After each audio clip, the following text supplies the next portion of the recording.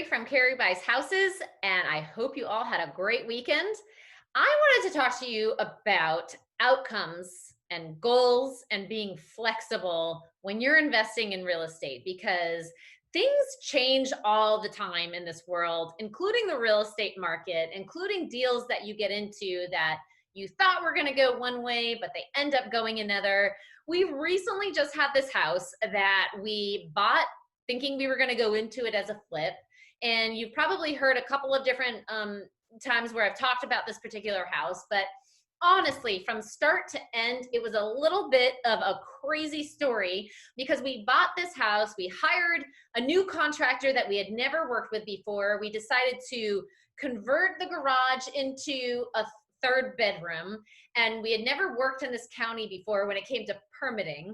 And we went way over budget because we kept running into surprises because of the age of the house. The permitting went so long because literally at one point we had inspectors from the county arguing about whether they were going to pass or fail us or not. Like the inspectors within the county were arguing, and we weren't getting any answer. And literally the whole project had stopped, and we weren't doing anything. And it was ridiculous. And so we finally got past that challenge, and then the contractor stopped showing up even though we had given him money to do the work. And I had kind of gotten lazy on this project, and when I went to the house to go check on the work, I was shocked because of what was going on in that house with the contractor and the way that he was putting things. And there was new paint all over the new floors, and there was nails and ladders all over the new floors. And oh my God, it was crazy. I'm like, okay, fire the contractor, right? So this project just kept going and going and going, and we kept putting more and more money into it. And so finally we went to go sell it, and we sold it. We went to try to sell it at like the worst time possible because it was right before the holidays. This is a very seasonal area, which we found out about after we weren't getting any offers on the home.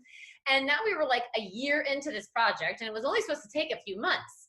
This stuff happens, you guys, especially when you're doing multiple deals like we are now, where it's not just onesie twosie, and you can't focus 100% of your attention on one project, which is okay because I now anticipate that sometimes when we go into these deals, they're not always going to turn out exactly how I had planned.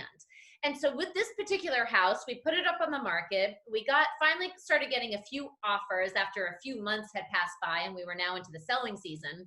But when we looked at how much we were going to lose on this property versus just keeping it and recouping our losses, it just made more sense for us to turn this around and restructure it differently. Even after a year, oh my gosh, by now it had been over a year that we had held this property. And so I had to forget about selling it, forget about flipping it, and start to focus on, okay, what can I do now to salvage this deal and turn it around? And so what we ended up doing was restructuring the financing on it so that we could hold it long term. We got great terms by finding the right lender to finance it for us. We held it long term, and we actually ended up converting it into an Airbnb, which we now have as a short-term rental, and it's doing fantastic. We have recuperated all of our money that we put into the property, so we are no longer underwater in it.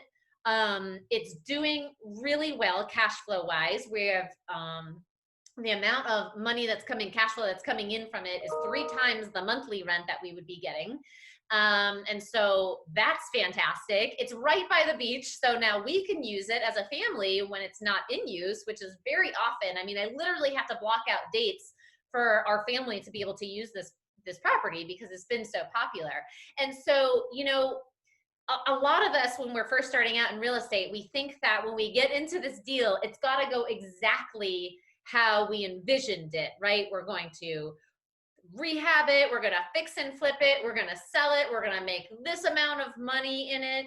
But the reality is every time I get into a deal, I have an outcome in mind, right? I want to flip it, or I want to hold it long term, or hold it for a short term rental.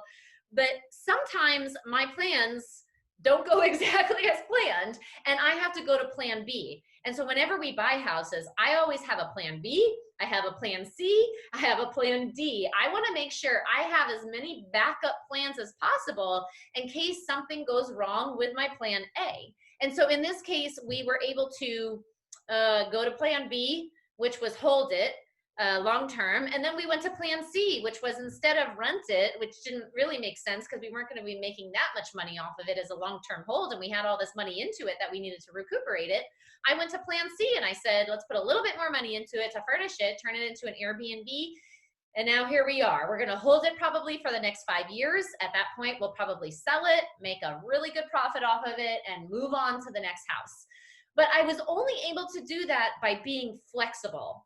And so the message I want to get across on this video is know your outcomes when you get into a deal, but be flexible if things don't go exactly as planned, and always have a plan A, B, C, and D to fall back on, because you never know in this crazy world what's going to happen when it destroys your initial plans of what you wanted to do with that home.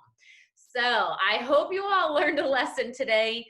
Take it from me, be flexible, know your outcomes, always have plan A through D, and you can't go wrong.